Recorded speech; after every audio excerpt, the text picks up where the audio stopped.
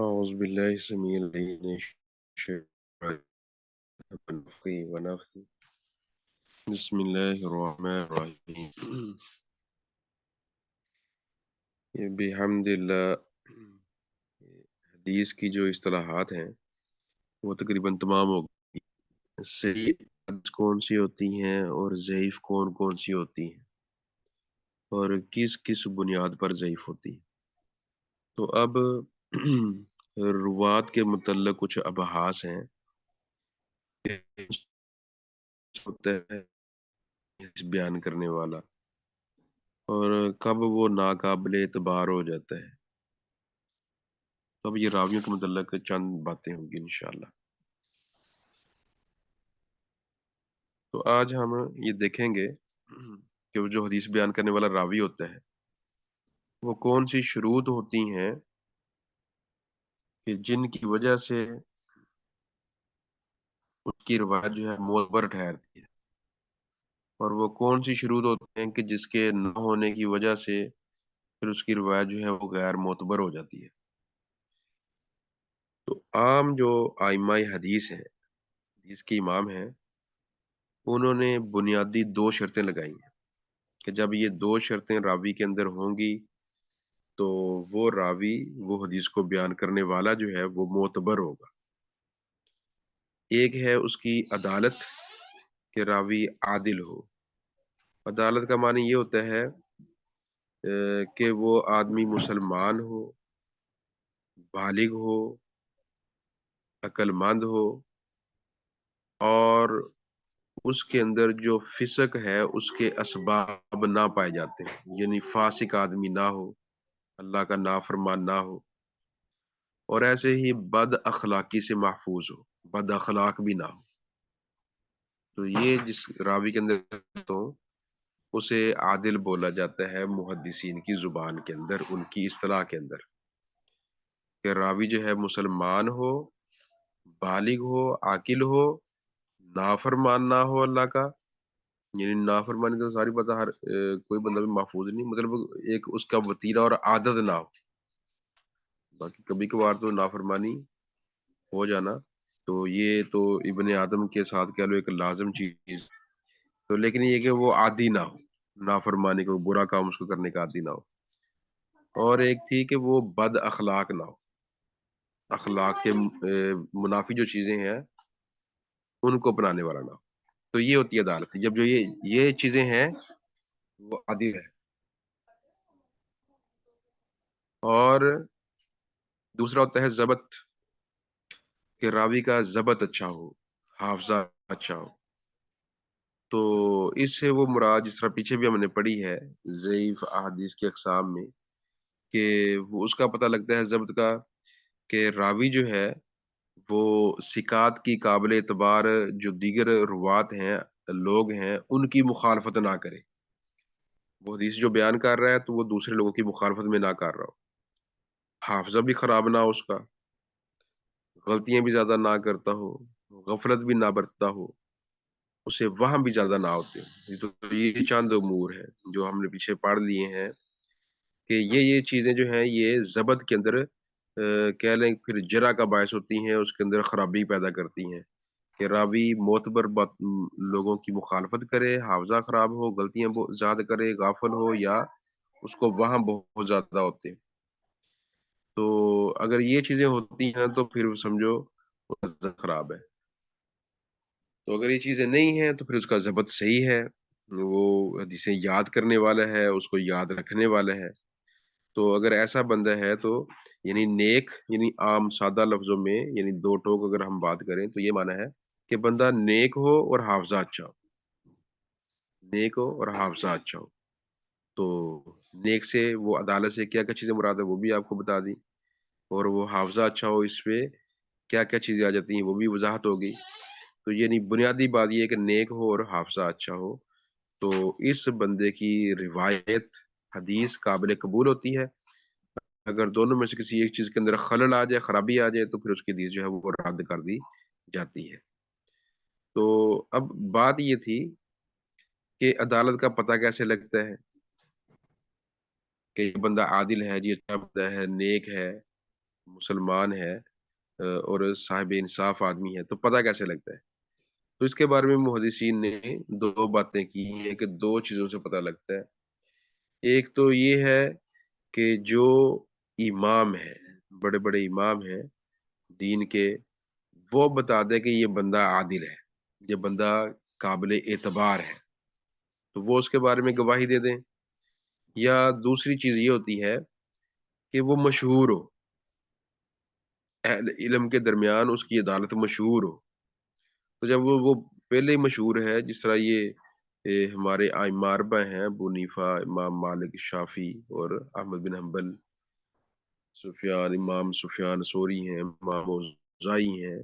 यानी पहली दुनिया इनको जानती है, ये इमाम है अपने वक़्त के, अपने दौर के। इमाम हसन बसरी हैं, सईद बिन मुसय्यब हैं। तो ये बड़े-बड़े अइम्मा हैं, जिनके तारीख़ के अंदर नाम मिलते हैं। तो अपनी नेकी के अंदर ये लोग मशहूर थे। तो ऐसे ही उसकी शोहरत आम हो, दुनिया जानती हो ये बड़े बड़े नेक आदमी है। दूसरा ये है कि कोई अगर उसकी शोहरत नहीं है तो फिर कोई इमाम जो है उसके बारे में आगाह कर दे कि ये बंदा जो है काबिल एतबार है और बहुत ही आदिल है। तो इन चीज़ों से फिर उसकी अदालत साबित हो जाती है। जब अदालत साबित हो जाए, फिर ये बंदा जो है इसकी रिवायत भी मोतबर हो जाती है, काबिल ठहरती है। तो आपको बताई हैं कि मुखालफत ना करता हो, ये ना हो, उससे तो ज़बरदस्त खुद ब खुद ही वाज़ेह हो जाता है, लेकिन अदालत बहरहाल इन चीज़ों से या उसकी होती है या उसकी मशहूरी की वजह से। तो ये था आज की इस बात तक। अब आते हैं हम हदीस की तरफ।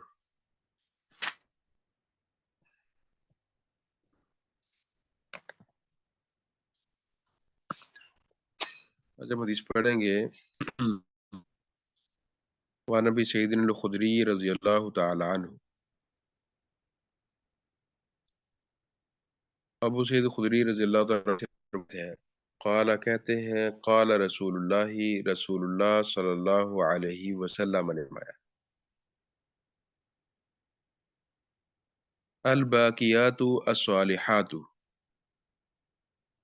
बाकी रहने वाले नेक अमाल, वो नेक अमाल जो कि बाकी रहने वाले। ला इलाहा इल्लल्लाह, उनमें से एक है ला इलाहा इल्लल्लाह। ये ला इलाहा इल्लल्लाह ये ऐसी नेकी है जो कि बाकी रहने वाली। व सुबहानल्लाहि, और सुबहान अल्लाह, वल्लाहु अकबर, और अल्लाहु अकबर, वल्हम्दुलिल्लाह, वला हौला वला कुव्वता इल्ला बिल्लाह। तो ये है ला इलाहा इल्लल्लाह, सुबहानल्लाह, अल्लाहु अकबर, अल्हम्दुलिल्लाह, ये 4 कलिमात तो इनकी तो दीगर अहादीस के अंदर फ़ज़ीलत साबित है। ये अज़ीम कलिमात और फिर ला हौला वला कुव्वता इल्ला बिल्लाह, जो अल्लाह के अर्श के पास खजाना है, उसमें से एक कीमती मोती है जो अल्लाह ने दुनिया को अता इमाम इब्न तैमिया है, जिन्होंने अपने दौर के अंदर गुमराहियों के खिलाफ जो मुखी लड़ाई लड़ी है। तो वो कहते कि मैं जो इतना मैंने काम किया है और हर अहले बातिल के खिलाफ मैं डट के खड़ा हुआ हूँ, तो ये कलमे ने मुझे बड़ा फ़ायदा दिया है। ये कलमा मैं कसरत से पढ़ता था, ला हौला वला कुव्वता इल्ला बिल्लाह।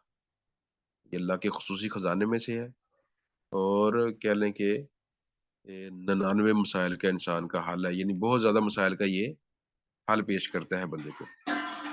तो बहरहाल इनको अल्लाह अज़्ज़ व जल ने ये ख़ास जो कलिमात हैं, बड़े ही अज़ीम कलिमात हैं। ख़ासकर ये चारों कलिमा ला इलाहा इल्लल्लाह, वल हम्दुलिल्लाह, वल्लाहु अकबर, 4 ये फिर आगे वला कुव्वता इल्ला बिल्लाह। अब इसके बारे में यानी आपने फरमाया कि ये बाकी रहने वाली नेकियाँ हैं। जैसा कुरान में भी आता है ना सूरह कहफ के अंदर, वल बाकियातु अस्सालिहातु खैरुन इंदा रब्बिका थवाबन व खैरुन अमला। तो जो बाकी रहने वाले नेक अमल हैं, तो रब के यहाँ उनका सवाब जो है वो भी बेहतर है, सवाब जो है वो भी बेहतर है और उम्मीद के लिहाज से भी वो बेहतर है। यानी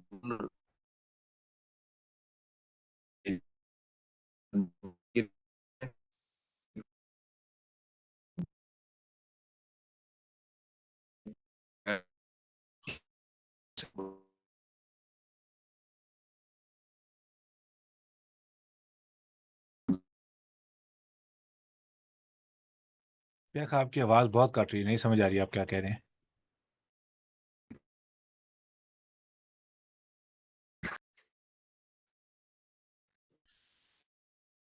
میں بات کر رہا تھا کہ یہ سورۃ الکہف کے اندر یہ آیت آتی ہے کہ اللہ عز و جل فرماتے ہیں کہ والباقیات الصالحات خیر عند ربک ثوابا و خیر عملا، کہ یہ باقی رہنے والی نیکیاں جو ہے نا تیرے رب کے ہاں یہ بہترین ہے، ثواب کے اعتبار سے بھی اور امید کے اعتبار سے بھی۔ یعنی ثواب دیکھیں تو ثواب کے اعتبار سے بھی یہ نیکیاں بہترین نیکی ہیں، اور امید بھی ان نیکیوں سے بڑی زیادہ ہے۔ دنیا کے اندر آخرت کے اندر خیر کی بہت امید بندے کو لگ جاتی ہے جب بندہ یہ والی نیکیاں سر انجام دیتا ہے۔ تو اب ان میں سے جو ابھی ہم نے حدیث پڑھی ہے کہ وہ جو نیکیاں باقی رہنے والی ہیں، مطلب یہ یعنی باقی رہنے والی سب نیکیاں ہیں۔ جب انسان نیکی کرتا ہے تو وہ باقی رہتی ہیں، نیکی تو تباہ نہیں ہوتی، ختم نہیں ہوتی۔ ہاں یہ ہے کہ جب انسان مرتد ہو جائے، اللہ محفوظ فرمائے، دین اسلام سے نکل جائے پھر جائے، تو پھر وہ اپنی نیکی کو برباد کر بیٹھتا ہے یا شرک کر لے۔ تو اگر یہ چیزیں نہیں تو پھر تو نیکی اس کی باقی رہنے والی ہیں۔ تو باقی جو خصوصاً اس کا اللہ کے نبی صلی اللہ علیہ وسلم نے ذکر کیا، تو مطلب یہ کہ یہ بہت زیادہ یعنی یہ باقی رہنے والی جو نا یہ یعنی اللہ کے ہاں ثواب کے اعتبار سے اور امید کے اعتبار سے ان کا بڑا ایک مقام ہے، ان کا ثواب بہت زیادہ ہے۔ یعنی خصوصاً نیکیاں ساری باقی رہنے والی، لیکن ان کا خصوصی تذکرے کا مقصد کیا ہے کہ ان کا ثواب باقی رہنے والا ہے، اور ان کلمات کی بنیاد پر پھر اللہ سے بندہ امیدیں بڑی وابستہ کر لیتا ہے، اور بڑے اس کے اللہ کے طرف کام سیدھے ہو جاتے ہیں بندے کے۔ تو اب یہ ایک حدیث آتی ہے، علی بن ابی طلحہ وہ اسی آیت کی تفسیر کے بارے میں بیان فرماتے ہیں، تو صحیح سند ہے اس کی بھی۔ وہ یعنی ابن عباس جو مفسر ہیں قرآن کے، جن کو اللہ کے نبی نے خصوصی دعا دی تھی، اللہم علمہ التاویل، اللہ اس کو قرآن کی تفسیر سکھا دے۔ تو تفسیر کے اندر ایک بڑا مقام ہے حضرت عبداللہ بن عباس رضی اللہ تعالیٰ عنہ کا، ان سے ایک صحیح سند سے تفسیر ملتی ہے۔ تو کہتے ہیں یعنی یہ جو باقیہ صالحات ہیں نا، اس سے مراد یہ ہے کہ لا الہ الا اللہ واللہ اکبر سبحان اللہ والحمد للہ وتبارک اللہ ولا حول ولا قوت الا باللہ واستغفر اللہ وصلی اللہ علی رسول اللہ۔ تو یہ یعنی ان چار کلمات کے ساتھ یہاں پر پانچ کلمات کے ساتھ تبارک اللہ کا اضافہ ہے، استغفر اللہ اور وصلی اللہ علی رسول اللہ، یعنی درود، استغفار اللہ، یہ تین کلمات کا اور اضافہ ہے۔ اور اس کے علاوہ وہ پھر عبادات بتاتے ہیں جی، روزہ ہے، نماز ہے، حج ہے، صدقہ ہے، غلام آزاد کرنا ہے، جہاد کرنا ہے، صلہ رحمی کرنا ہے، اور تمام اچھے مال، یہ سارے ہی باقی رہنے والے صالح عمل ہیں۔ تو مطلب یہ ساری صالح عمل ہیں، لیکن جو ابھی ہم فی الحال حدیث پڑھ رہے ہیں تو ان میں جو خصوصی تذکرہ آیا تو مطلب یہ باقیوں کی بنسبت ان کا خاص پھر مقام ہے۔ تو اب یہ کئی مفسرین نے، ابن کثیر، ابن جریر وغیرہ مفسرین جو ہیں اسی بات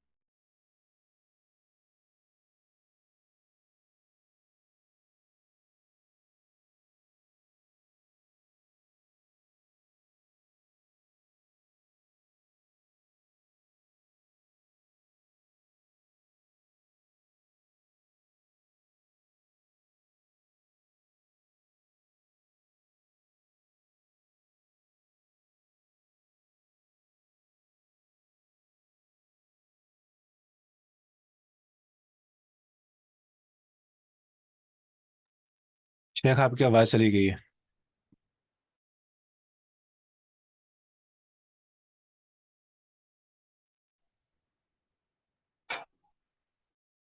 جی آواز آ رہی، یعنی بات میں کر رہا تھا کہ یہ جو نیکیاں ہیں،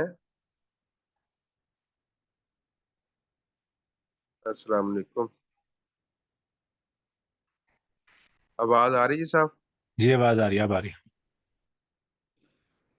بات میں کر رہا تھا کہ انسان نیکیاں کرتا ہے تو نیکیاں ساری باقی رہنے والی، لیکن جو ان کا خاص تذکرہ ہوا ہے تو مطلب یہ ان کا خصوصی اہتمام کیا جائے، یعنی وظائف جو کرنے ہیں تو وظائف میں سے یہ جو وظیفے ہیں ان کو خصوصاً ورد زبان رکھا جائے. یہ جو خاص کر میں نے آخر حدیث میں ذکر کیے ہیں کہ یہ 4 کلمات، یہ تو اللہ کے نبی صلی اللہ علیہ وسلم کے جو وظائف ہیں ان میں سے سب سے اعلیٰ وظیفے کہہ لیں یہی ہیں. قرآن کے بعد سب سے اعلیٰ کلمات یہی ہیں، سبحان اللہ والحمد للہ ولا الہ الا اللہ واللہ اکبر. یہ 4 کلمات یعنی قرآن تو اللہ کا کلام ہے نا، اس کے تو اعلیویت کے اندر کوئی شک ہو ہی نہیں سکتا. سب سے اعلیٰ یہی وظیفہ ہے، یہی ذکر ہے. اگر بندہ جتنا قرآن پڑھ لے اتنا کام ہے. اس کے بعد اگر سب سے اعلیٰ کوئی وظیفہ احادیث میں ملتا ہے تو وہ یہی ہے، سبحان اللہ والحمد للہ ولا الہ الا اللہ واللہ اکبر. اور پھر یہ لا حول ولا قوت الا باللہ، اور پھر استغفار استغفر اللہ واتوب الیہ، اور پھر یہ درود. یہ جو درود ہم نے آخر کے اندر بھی پڑھا ہے، تو یہ جو درود ہے نبی صلی اللہ علیہ رسول اللہ صلی اللہ علیہ رسول اللہ، یا اس کے علاوہ بھی اور مختلف درود ملتے ہیں. اللہم صلی وسلم علی نبینا محمد، تو صلی اللہ علیہ وسلم. تو ایسے جو مختصر درود ملتے ہیں وہ اگر بندہ لمبا پڑھ سکتا ہے لمبا پڑھ لے، تو ورنہ کم از کم یہ مختصر ہے. تو یہ جو وظائف ہیں یہ تو کہہ لیں کہ جس طرح ہماری بنیادی ضروریات ہیں روزانہ کی، ان کی طرح ان کو اپنی بنیادی ضروریات کے اندر، معمولات اور مشمولات کے اندر شامل کر لیا جائے. باقی اس کے علاوہ جو بندے کو کوئی مجبوری پڑتی ہے، کوئی مصیبت پڑتی ہے، تو پھر وہ دیگر وظائف جو ہیں اللہ کے نبی سے ثابت ہیں، دیگر انبیاء سے ثابت ہیں، ان کا اہتمام کیا جائے. تو ان کے اہتمام کرنے سے بندہ بڑا پر امید ہو جاتا ہے. جس طرح قرآن میں اللہ نے فرمایا ہے، امیدیں بڑی اللہ سے بندے کی بڑھ جاتی ہیں، ثواب بھی بے انتہائی عطا ہوتا ہے، اور امید بھی انسان کی وہ دو چاند ہو جاتی ہے. اللہ پھر خوب اس کو نوازتا ہے. تو بہرحال یہ کام ہے کرنے والے جو انسان کو خصوصاً کرنا چاہیے. باقی اس کے علاوہ یہ ہے یعنی مثلا ایک میں کتاب دیکھ رہا تھا، وہ کتاب الوظائف تھی، پتہ نہیں وظائف چشتیہ یا کس طرح، اس طرح کا کوئی نام تھا اس کا. تو اب میں ویسے میرے سامنے ہی، تو میں نے اس کو دیکھنا شروع کیا. تو اب میں وہ ساری کتاب میں نے دیکھی ہے، پوری کتاب کے اندر نہ مجھے کوئی قرآن کی دعا نظر آئی، نہ اللہ کے نبی سے ثابت کوئی دعا نظر آئی. حالانکہ اللہ تبارک و تعالیٰ نے قرآن کے اندر اور اللہ کے نبی نے حدیث کے اندر کوئی دنیا آخرت کی خیر نہیں ہے جو نہ مانگی ہو اور جس کو حاصل کرنے کا طریقہ یا کلمات نہ بتائیں. یعنی آپ کو کوئی بھی مسئلہ ہے قرآن غور سے پڑھ لیں، آپ کو کوئی نہ کوئی اس کا ذکر مل جائے گا کہ آپ یہ ذکر اہتمام سے کریں. مثلا اولاد نہیں ہوتی تو دعائے زکریہ ہے، دعائے ابراہیم ہے، ربی حب لی من الصالحین.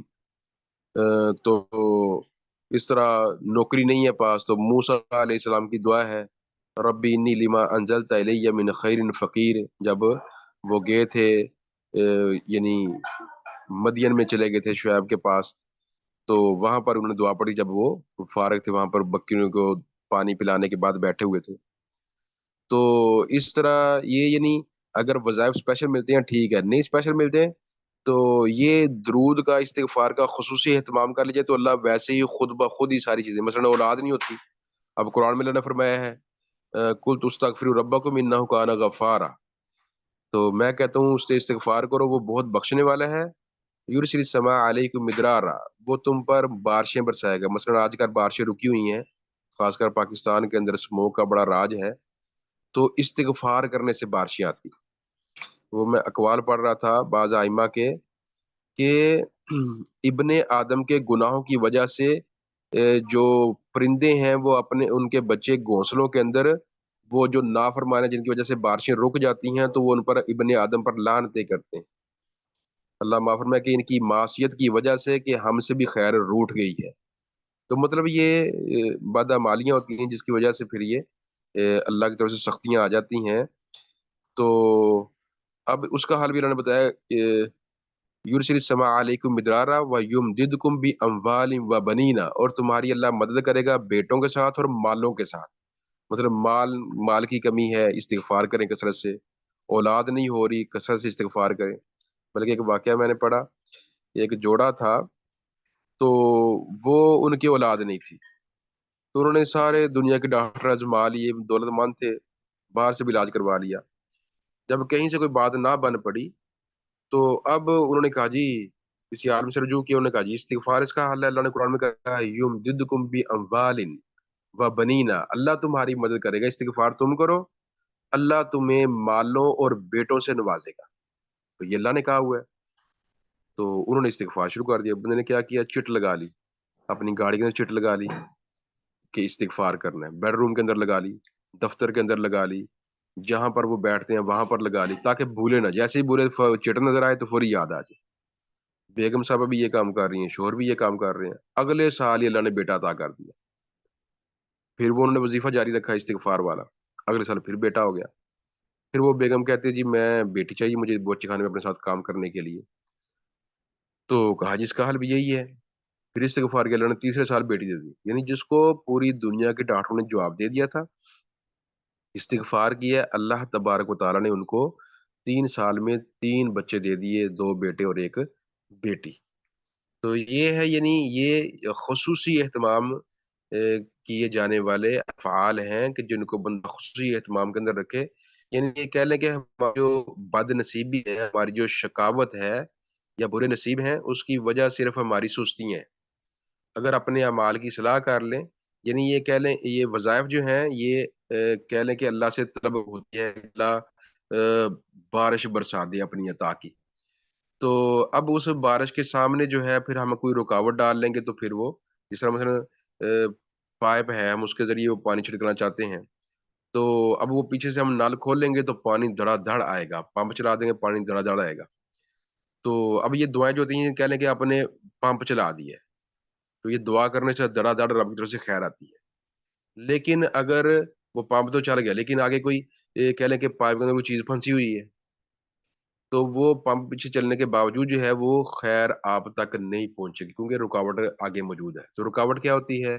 یعنی کوئی قطع رامی ہم نے کی ہوئی ہے، کسی رشتہ دار کو ناراض کر رکھا ہے، یا کوئی ہم ایسی بدعمالی کر رہے ہیں کہ جو ہماری اس دعا کو راستے کے اندر ہی وہ روک دیتی ہے، ختم کر دیتی ہے. جس طرح یہ آج کل اللہ ہمارے بھائیوں پر رحم کرے فلسطین کے اندر، تو میزائل بارش ہو رہی ہے. جس طرح یہ پھر آگے سے وہ میزائل مارتے ہیں، آگے سے وہ آئرن ڈوم ہے ان کا وہ سسٹم، وہ خود ہی راستے کے اندر ہی وہ آنے والے یعنی میزائل کو وہ تباہ کر دیتا ہے. تو ایسے ہی مثلاً ہماری جو دعائیں ہیں آ، وہ خیر کو لانے والی ہیں، لیکن آگے کوئی رکاوٹ ہو، کوئی ہماری بدعمالی کی، تو پھر وہ رک جاتی ہے. یا ایسے ہوتا ہے کہ اللہ عز و جل ہمارے بارے میں ہم سے بہتر جانتے ہیں، وہ دیکھتے ہیں یہ چیز آپ کے لیے مفید نہیں ہے، تو اللہ پھر اللہ کی یاد سے اللہ کی رحمت جوش میں آتی ہے، لیکن وہ چیزیں ہمارے لیے مفید نہیں ہوتی، تو اللہ ہمیں دیتے نہیں ہیں. جس طرح ہماری ماں، ہمارے باپ ہم سے بڑا بڑا پیار کرتے ہیں، لیکن اس کے باوجود ہمارے رونے کے باوجود بھی وہ ہمیں چیزیں نہیں دیتے. جس طرح بچے ہوتے ہیں ان کو نہیں دیتے ان کے والدین، تو ان کو پتا ہوتا ہے والدین کو کہ یہ بچے کے لیے نقصان دہ ہے. مثلا موبائل بچہ ضد کرتا ہے، ہم نہیں دیتے اسے، کہ بچہ جو ہے اسے نقصان ہوگا، اسے خرابی اس کی ہوگی. تو حالانکہ بچے کو بڑا اچھا لگ رہا ہوتا ہے، بڑی چیز بھی مفید ہے، تو لیکن ہمیں پتہ ہے کہ اس کے اندر خرابی بھی بہت زیادہ ہے. تو یہ چیزیں ہوتی ہیں جو انسان کو پھر نقصان دیتی ہیں. تو اس وجہ سے پھر اللہ روک لے یا کوئی آگے رکاوٹ ہمارے عمل کی وجہ سے ہو تو رک جائے تو الگ بات ہے، ورنہ یہ چیزیں جو ہیں اللہ کی رحمتوں کے دروازے کھول دیتی ہیں. اور آگے حدیث ہے وان سمرہ بن جندب رضی اللہ تعالی عنہ قال قال رسول اللہ صلی اللہ علیہ وسلم احب الکلام الی اللہ اربع، سب سے پیارا کلام اللہ کو وہ 4 چیزیں: لا یضرک بأیہن بدأت، تجھے کوئی نقصان نہیں ہو تو جن سے کر لے.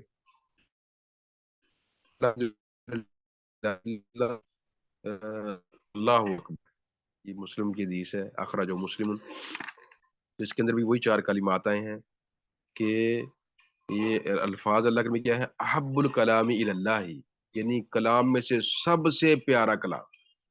اللہ کو جس کلام سے سب سے زیادہ پیار ہے نا، یعنی کیا لیں قرآن کی بات ہے، قرآن تو اللہ کا خود اپنا کلام ہے نا، وہ تو پیارا ہے ہی ہے، اپنے کلام سے بڑھ کر کیا چیز پیاری ہو سکتی ہے. تو سب سے زیادہ اپنے کلام کے بعد جو سب سے زیادہ پیار اللہ کو جن کلمات کے ساتھ ہے تو وہ یہ 4 کلمات ہیں. تو یہ یعنی الباقیات الصالحات کے اندر بھی آتی ہیں، یعنی یہ نیکیاں جو جنت کے اندر بھی انسان کے لیے قائم رہنے والی ہیں، باقی رہنے والی ہیں. تو یہ کلمات جب بندہ پڑھتا ہے، ایک حدیث میں بلکہ یوں آتا ہے کہ بندے کو رات کو سویا ہوا ہے، اچانک آنکھ کھلی، فجر سے پہلے کسی وقت آنکھ کھل گئی ہے، تو بندہ یہ کلمات کہے: لا الہ الا اللہ وحدہ لا شریک لہ، لہ الملک و لہ الحمد وہو علی کل شیء قدیر. अल्हम्दुलिल्लाह व सुब्हानल्लाह व ला इलाहा इल्लल्लाह वल्लाहु अकबर। फिर कहे वला हौला वला कुव्वता इल्ला बिल्लाहिल अलिय्यिल अज़ीम। फिर ला इलाहा इल्लल्लाह वहदहु ला शरीका लहु लहुल मुल्कु व लहुल हम्दु व हुवा अला कुल्लि शैइन क़दीर। ये उसके बाद ये 4 कलिमात अल्हम्दुलिल्लाह, सुब्हानल्लाह, ला इलाहा इल्लल्लाह, वल्लाहु अकबर और फिर आगे वला हौला वला कुव्वता इल्ला बिल्लाहिल अलिय्यिल अज़ीम। तो ये कलिमात जो बंदा कह ले, ये कलिमात कहने के बाद जो दुआ करेगा अल्लाह उसको कबूल फरमा लेंगे। मसलन बंदा कहता है अल्लाहुम्मा अग़फ़िर ली, ऐ अल्लाह मुझे बख्श दे, तो बंदे की वो दुआ कबूल होगी, अल्लाह उसको बख्शिश अता फरमा देंगे। और इसके अलावा जो बंदा दुनिया आखिरत की खैर मांगेगा अल्लाह वो उसे अता कर देंगे। यानी बेहतरीन तरीका क्या है कि इंसान वजू करके सोए। जब वजू करके सोता है तो हदीस में आता है कि एक फरिश्ता उसके लिबास में उसके साथ रात बसर करता है। यानी बंदा अल्लाह की पनाह में आ जाता है, फरिश्तों के साथ मय्यत में वो फिर सोता है महफूज तरीके से, उसे कोई डर खौफ खतरा नहीं होता वज़ाइफ पूरे करके। उसके बाद रात को अचानक आँख खुल जाए, आजकल तो वैसे लंबी रातें खुल ही जाती है बसा औकात, तो ये कलिमात पढ़ ले, फिर बंदा मुस्तजाबुद्दावात बन जाता है, फिर जो माँगेगा अल्लाह अज़्ज़ व जल उसको अता कर देंगे। तो ये कह लें कि अल्लाह अज़्ज़ व जल ने ये स्पेशल चीज़ें बंदे को अता की हुई हैं, नवाज़ने के लिए, तो अगर बंदा इनका एहतमाम करता है तो अल्लाह तबारक व तआला की नवाज़िश जो है बंदे पर, वो बहुत ज़्यादा हो जाती है। तो ये अल्लाह से अपने काम ये बड़ा बेहतरीन एक काम और तरीका है, तो इसको अपनाया जाए। अल्लाह हमें समझ के इसके मुताबिक अमल की तौफ़ीक अता फरमाए। बड़ी ज़बरदस्त हदीस थी, इनके मुतल्लिक़ कोई सवाल हो तो आप कर सकते हैं। बाकी ये है कि ये अमूर बड़े एहतमाम वाले हैं, ख़ुसूसी इनका एहतमाम किया जाए। उस्तादा जी, मैं या पूछूँ? उस्ताद साहब आपसे ये पूछना था कि ये जो हदीस है ये कौन सी किताब में है, या फिर आप इसको जरा सामने लाएं तो थोड़ी उसकी बनाने की तस्वीर। कौन ये जो अभी पढ़ी थी इसको हमने 2? हाँ जी, इसका ये जो स्क्रीनशॉट लेना था कि ये ये अभी ताकि अपने अमल में ले। ये स्क्रीन पे अभी वो मोहतरम उमर साहब ने की हुई थी, स्क्रीन पे शेयर की हुई थी। हाँ जी, वो एक तो मुस्लिम की है, ये बल्कि उन्होंने फिर कर दी है, मुस्लिम की जो आखिरी वाली। ये मुस्लिम की है। हाँ जी, ये जो आखिर में हम दूसरी पढ़ी है ना, ये मुस्लिम की है। ये भी स्क्रीन पे आपके आ रही। और जो पहली थी वो नसाई शरीफ की है। अच्छा, जज़ाकल्लाह।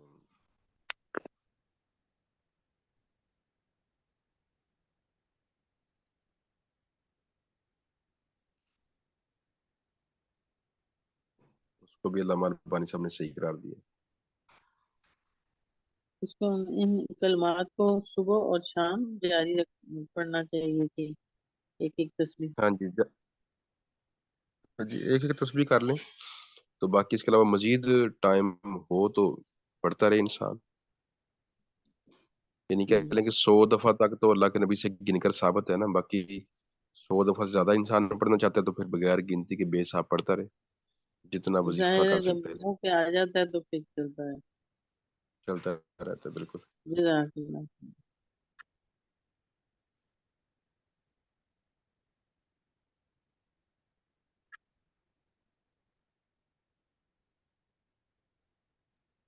ठीक है शेख, जज़ाकल्लाह खैर। ठीक है जी, बारक अल्लाह। हो या